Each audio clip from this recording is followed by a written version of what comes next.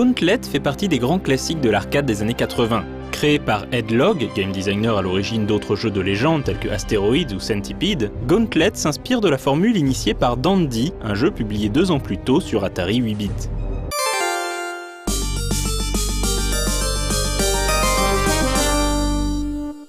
Gauntlet puise dans l'imaginaire des jeux de rôle de fantasy. 4 aventuriers doivent descendre dans un donjon sans fin en quête de gloire et de richesse. Le principe du jeu est simple. Chaque niveau est un petit labyrinthe possédant une ou plusieurs sorties. Le joueur prend le contrôle d'un des 4 protagonistes et doit se frayer un chemin dans les couloirs infestés de monstres, tout en collectant divers objets. Les trésors augmentent son score, la nourriture lui rend quelques points de vie, tandis que les potions permettent d'utiliser la magie pour détruire d'un coup tous les monstres à l'écran. Certains bonus plus rares permettent d'augmenter la fréquence d'attaque ou la résistance aux dégâts du héros. Enfin, le joueur pourra trouver des clés et autres dalles secrètes qui ouvriront de nouveaux passages. Le labyrinthe est peuplé de divers types de monstres, allant du fantôme au sorcier en passant par le grunt ou le démon. Certains attaquent au corps à corps, d'autres tirent à distance, tandis que le sorcier peut se rendre invisible quelques instants durant lesquels il est invincible. Le plus terrible de ces monstres est la mort, qui ne peut être détruite qu'avec une attaque magique. Le joueur croisera également des nids de monstres qui génèrent de nouveaux ennemis tant qu'ils ne sont pas détruits. Il faudra apprendre à exploiter la disposition des murs pour espérer s'en sortir, en tirant par exemple en diagonale à l'intersection de 2 murs pour toucher les ennemis de l'autre côté. Une des particularités de Gauntlet était son système de crédit. Lorsqu'il insérait une pièce, le joueur recevait 700 points de vie. Plus le joueur mettait d'argent dans la borne, plus son total de points de vie était élevé. Mais non seulement il perdait des points de vie en se faisant toucher par les monstres, il perdait également 1 point de vie par seconde. C'était donc à qui parviendrait à aller le plus loin dans le jeu avant que sa santé ne tombe à 0. La partie était rythmée par les commentaires générés en synthèse vocale, prodiguant conseils, encouragements et avertissements aux joueurs. Évidemment, tout le sel de Gauntlet venait de son mode multijoueur jusqu'à 4. Les différences entre chaque personnage étaient cruciales. Thor, le guerrier, inflige le plus de dégâts au corps à corps. Tyra, la Valkyrie, encaissait mieux les coups. Questor, l'elfe, se déplaçait plus rapidement, et Merlin, le magicien, faisait plus de dégâts avec la magie. C'était un peu les classes des MMORPG avant l'heure. Véritable jeu de coopération, il fallait apprendre à s'entraider pour espérer survivre, partager la nourriture, attirer les ennemis dans un piège. Énorme succès en arcade, Gauntlet sera décliné sur de nombreuses machines, notamment sur ordinateur et sur NES.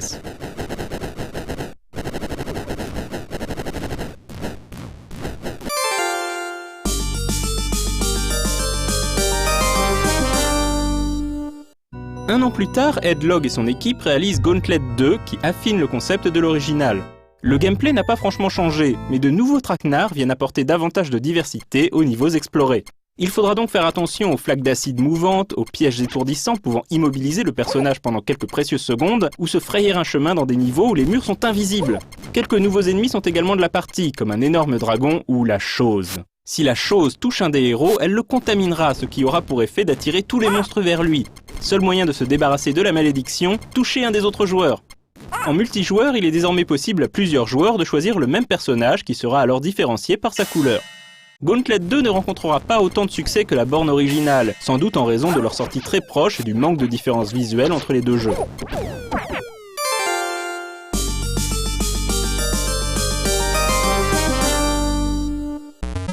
La console portable Lynx eut-elle aussi droit à son épisode de Gauntlet, ou presque? En effet, ce jeu développé par Epyx avant son association avec Atari aurait dû porter le nom Time Quest and Treasure Chest. Il ne s'agissait ni plus ni moins que d'un clone de Gauntlet.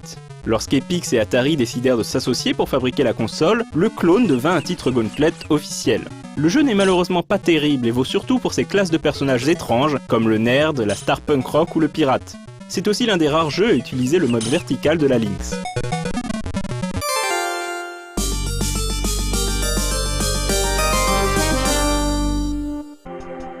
La série ayant connu une grande popularité sur ordinateur, c'est sur ordinateur que sortira le vrai 3e épisode de Gauntlet intitulé The Final Quest. Développé par Tengen et distribué par US Gold, Gauntlet 3 est un jeu assez surprenant. Déjà, la vue du dessus des 2 premiers épisodes laisse la place à une vue en 3D isométrique. Les graphismes sont très détaillés et il est possible de faire des allers et retours entre les différents niveaux. Le jeu gagne en profondeur mais perd en maniabilité et en lisibilité. Autre nouveauté, il y a cette fois-ci un scénario. Enfin, vite fait quoi. En gros, le gentil royaume de Capra a été envahi par des créatures malfaisantes appelées Velkron, venues d'une autre dimension. 8 héros se dressent contre les méchants. Outre les habituels Thor, Tyra, Merlin et Questor, on pourra jouer l'homme de pierre Petras, l'homme lézard Dracolis, l'homme de glace Blizzard ou le triton Neptune. À part ça, il faut toujours éliminer des hordes d'ennemis, ramasser des trésors et détruire les nids de monstres. On retrouve le principe des points de vie qui diminuent continuellement, mais il est également beaucoup plus facile de régénérer sa santé que dans les épisodes arcade. A noter qu'il existe un Gauntlet 4 sorti sur Mega Drive, mais il s'agit en réalité d'un simple portage du premier épisode.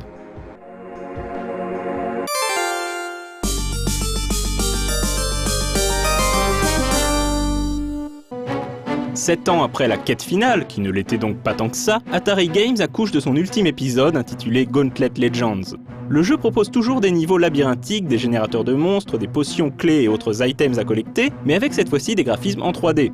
On a toujours le choix entre 4 personnages répartis dans les 4 catégories habituelles. Ceux qui tapent fort, ceux qui tirent, ceux qui encaissent les coups et ceux qui lancent des sorts.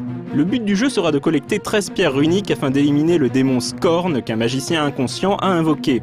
L'une des nouveautés de Gauntlet Legends est un système de points d'expérience qui permet de faire évoluer son héros. On s'éloigne donc du gameplay original de Gauntlet pour se rapprocher d'un hack and slash à la Diablo. Malheureusement, malgré sa volonté louable de faire évoluer la série, Gauntlet Legends n'est pas franchement un bon jeu.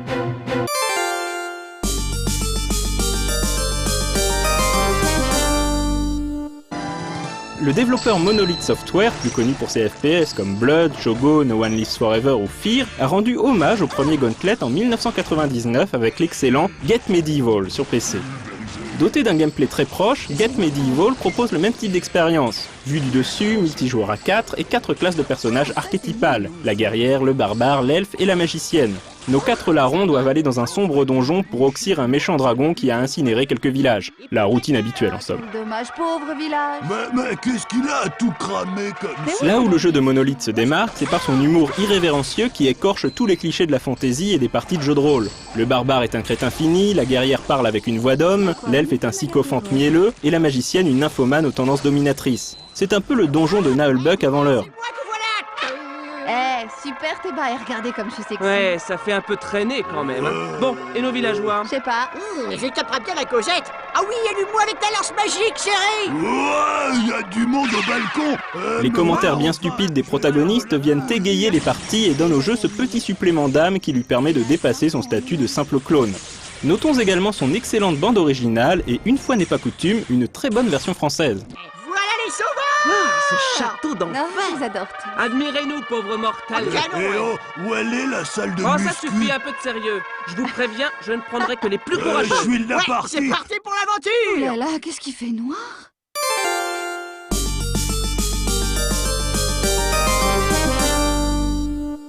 Entre-temps, Atari Games a été racheté par Midway, qui récupère donc la licence Gauntlet et produira 2 autres épisodes pour console de salon. Gauntlet Dark Legacy en 2000 et Gauntlet Seven Sorrows en 2005. Un épisode DS a également été annoncé en 2008, mais semble avoir depuis disparu dans les limbes du Development Hell. Peut-être a-t-il croisé la mort sans avoir de potion magique à portée de main.